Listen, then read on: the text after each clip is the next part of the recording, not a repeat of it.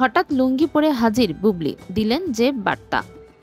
আসন্ন ঈদে প্রেক্ষাগৃহে যে কয়েকটি সিনেমা মুক্তি পাবে তার মধ্যে অন্যতম চিত্রনায়ক সিয়াম আহমেদ ও নায়িকা শবনম বুবলির জঙ্গলি।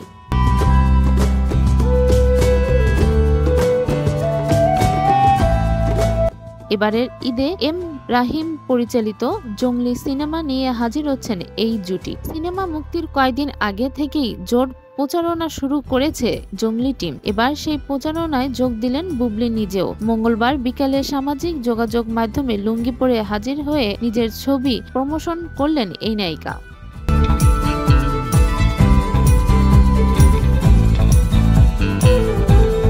ফেসবুক অ্যাকাউন্টে লুঙ্গি পরা কয়েকটি ছবি প্রকাশ করে বুবলি বলেন, হে গাইস, লুঙ্গি পরে জঙ্গলি সিনেমা দেখতে গেলে কেমন হয়? বুবলির এমন প্রচারণা ভক্তদের দারুণ উপভোগ করছেন। কেউ বলছেন এই সিনেমায় বুবলিকে হয়তো সাহসী কোনো চরিত্রে দেখা যাবে, যেখানে হয়তো তার পোশাকের ধরনও ঠিক এমনই থাকবে। এর আগে টান ওয়েব ফিল্মের একসঙ্গে দেখা গিয়েছে বুবলি সিয়ামকে। অবশেষে বড় পর্দায় জুটি হতে চলছে টলিউডের বর্তমান সময়ের জনপ্রিয় এই দুই তারকা।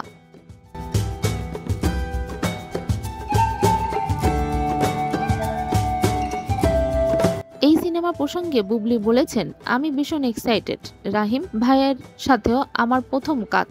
আমি নিশ্চিত দর্শক দারুণ কিছু পেতে যাচ্ছে। পোস্টার ও টিজারের রহস্যের আভাস পেয়েছে সবাই। সেই আত্মবিশ্বাস নিয়ে বলতে পারি, জঙ্গলি সিনেমা গল্প প্রেজেন্টেশন একেবারেই অন্যরকম, দর্শক মুগ্ধ হবে। এদিকে সিয়াম বুবলি বাদেও সিনেমার গুরুত্বপূর্ণ চরিত্রে আছেন দিকি।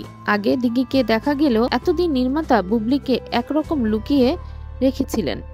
টিজারের প্রথমবারের মতো দেখা গিয়েছে বুবলির ঝলক, তবে তার কণ্ঠে কোনো সংলাপ ছিল না।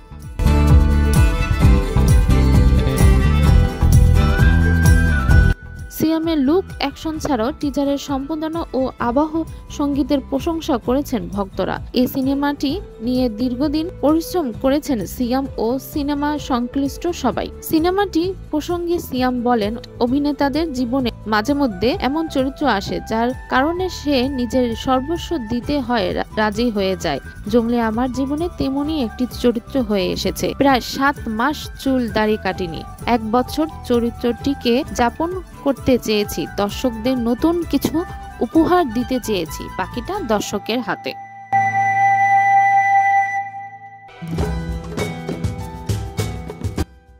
এবার ঈদে বেশ কয়েকটি সিনেমা আসছে প্রেক্ষাগৃহে। এর মধ্যে কিছু সিনেমা ইতিমধ্যে রয়েছে চর্চার মধ্যে। সিনেমা প্রেমী সিনেমাগুলো দেখার জন্য মুখিয়ে রয়েছেন। জঙ্গলি সিনেমা একটি সফল সিনেমা হতে যাচ্ছে বলে আশাবাদ ব্যক্ত করেছেন সিনেমা সংশ্লিষ্টরা।